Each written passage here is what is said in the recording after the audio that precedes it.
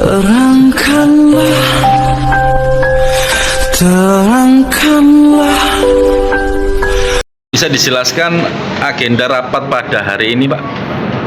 Untuk agenda rapat yang jelas kami dari FKAID, Forum Kajian Advokasi dan Peradilan Daerah dan Pendidikan meskipun program tentang desa sudah diparipurnakan, tapi yang jelas kami masih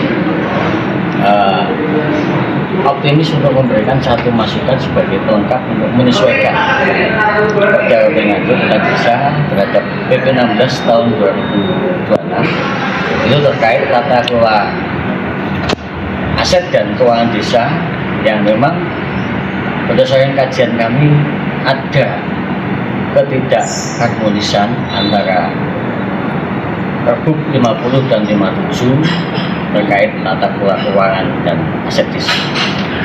Pak Iwan, ya, mungkin ada poin-poin Pak yang disampaikan tadi waktu RDP, Pak. Ya, poin-poinnya satu tentang masalah tata kelola aset dan keuangan desa, pengisian perangkat desa, pemilihan kepala desa dalam hal ini harus benar-benar konsisten terhadap PP 16 tahun 2026. Jadi mohon jangan sampai nanti dengan adanya PP 16 2026 ini terjadi satu pembentukan norma yang tidak selaras sesuai dengan peraturan yang ada di atas. Itu aja. Pak, jenengan mewakili dari angkatan 79, Pak ya? Ya, 59. Oke, Pak, mungkin harapannya apa Pak yang disampaikan terkait RDP ini, Pak? Yang jelas untuk perangkat 59 ini memang akhir-akhir ini banyak yang diberhentikan ya, berdasarkan suatu pemerintahan itu dengan menerapkan pasal ketentuan umum Undang-Undang Desa Nomor 6 Tahun 2014 itu di pasal 53 di ayat 2 huruf A usia genap 60 tahun. Padahal mohon maaf ya, bahwa di dalam sebelum Undang-Undang Nomor 6 ini disahkan, subjek hukum dari pemerintah desa itu sebenarnya sudah ada, sehingga subjek hukum sebelum Undang-Undang Nomor 6 itu diberlakukan itu sangat jelas dilindungi dan keberlanjutannya itu memang dituangkan dalam bentuk ketentuan peralihan, di mana di situ di pasal 108 di ayat 5 bahwa perangkat desa yang tidak berstatus ganda sipil tetap melaksanakan tugas sampai habis masa tugas. Nah, ini yang mohon maaf kalau memang ada yang menggunakan katakanlah gini, kepala desa itu keputusannya ada yang menggunakan satu asas, di mana asas aturan baru mengesampingkan aturan lama. Kalau asas itu digunakan untuk memahami norma hukum silahkan, tapi kalau itu dikenakan pada subjek hukum, nah itu namanya bertentangan dengan asas non retroaktif yang mana diatur di dalam pasal 18I ayat 1 ayat 2 bahwa setiap warga negara itu tidak boleh diperlakukan hukum atas dasar hukum yang berlaku surut. Itu dalam ketentuan hukum tidak bisa dikurangi. Ya. Itu Pak Iwan tadi sempat di rapat sempat menyentil ya Kepala Dinas PMD, Pak. Ya.